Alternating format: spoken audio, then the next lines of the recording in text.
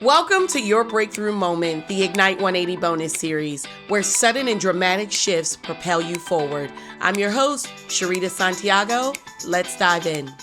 I'm Sharita Santiago, and I'm going to turn over this breakthrough segment to Melanie Rivera of Breaker 28. Mel, take it away. Sure. So one of the things I want to invite you to consider is that people who achieve at the highest levels consistently over time have a different relationship to personal growth, self-awareness, self-accountability than most folks do, right? If you think about many of us, I'll just speak for myself, my relationship to critical things about myself that I notice was not healthy for a while, right? So I would hide from them. Like, oh no, this thing, nobody can see it. Let me hide it. Or, oh no, I still haven't made progress on this thing. Who am I? But as I learned from people who are better skilled than me, getting better business results than me, getting better life results than me, what I found was they had a different relationship to growth and personal accountability and development than I did. They saw something about themselves and they were like, don't like that. Let's fix it. And it was a much more neutral approach to pointing out flaws and things that they were doing wrong and then finding a way to improve those things. And I think when you take the shame out of noticing what's wrong about what you're currently doing, then you have the ability to move forward in a way that doesn't harm your identity or your sense of like accomplishment or achievement.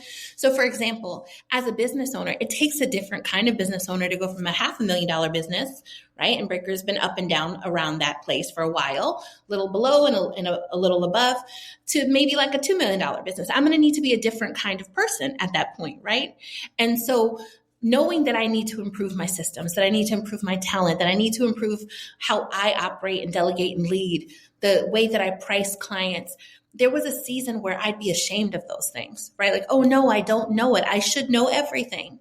But as I've become more confident, it isn't that I feel that I know more. It's that I trust who I am enough to know that if there's something that I need to improve, I have the ability to do it. And so I really want to challenge you, even as you're thinking about breaking into a millionaire mindset, what is your approach to learning about areas about yourself that aren't exactly right? So maybe your money management, or maybe how you sell. Maybe you hate selling to people. Maybe you hate negotiating raises. Maybe you can be a little bit oblivious to ways you show up in rooms and spaces. Whatever it is, in those areas that you know you need to improve, what's the feeling you feel? Is it shame? Is it stalling out and ick? Is it opportunity? Is it excitement for who you're going to be when you get to the other side? And to the extent that we can have a more healthy relationship with personal growth and development, here's what happens. Then we can actually ask people in our life for feedback and they'll give it to us. What? You mean they're not giving it to you right now? 100%. If you're the kind of person that goes into a shame spiral or gets defensive, I promise you people are shielding you from the things about you that most need to change. But if you want to level up, you've got to know where the holes are. And the truth is, we can't find them ourselves. Sometimes we need to find them through people. And so the more that you take a more neutral, kind of growth-oriented approach to who you are and how you're improving, the more you will be able to ask for that feedback from people in your life and get it. Second thing, the more you will hang with people smarter and more talented than you. So my experience is when I was more insecure, it was harder for me to be around people who made 3 times the money I made, who had a really strong relationship with healthy eating and exercise and fitness and all those things, who had a better business model than me, right? Because I was comfortable being with people who were similar to me, right? Where I didn't feel too stretched. And maybe sometimes I felt like I was killing it. But the more you have a healthy relationship to growth and development, the better circles you can enter, right? Because you can be around people who are greater than you at the current moment without feeling like that makes you terrible.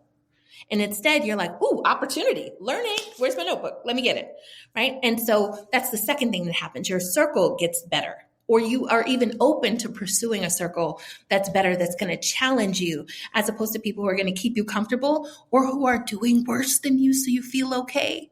So that's the second thing that happens. And then the third thing that happens is the people in your life who don't move. So like the steady eddies, your partner, your sister, your mother, they get to learn from you and be inspired by you and your journey of transformation. I'll be honest, sometimes when people don't see what's wrong with you, they can be a little put off by your success, right? Have you ever had somebody in your life where you didn't feel like you were flexing on them, but they felt like your very breathing was a flex, like that you were just showing them how much better you were in everything you did? A lot of times that happens because they don't see your modeling of the weakness that you're improving at. They only see you perfect. And so that means that it's unattainable for them, and they just kind of fold their hands and roll their eyes at you.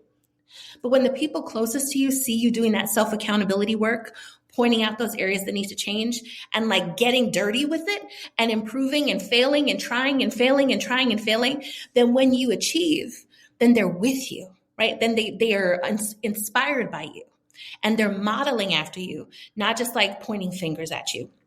So my invitation to you is to change how you view self-improvement and transformation so that you can improve as a person, so that you can build stronger relationships and model better for the people in your life that need to see you changing so they will change, and so that your circle can improve. And all of those things will lead you closer to that millionaire destination. That's it for your breakthrough moment. Keep pressing forward. Your next shift is closer than you think. Catch all our episodes on your favorite podcast platforms, and don't forget to visit us at ignite180.co for more.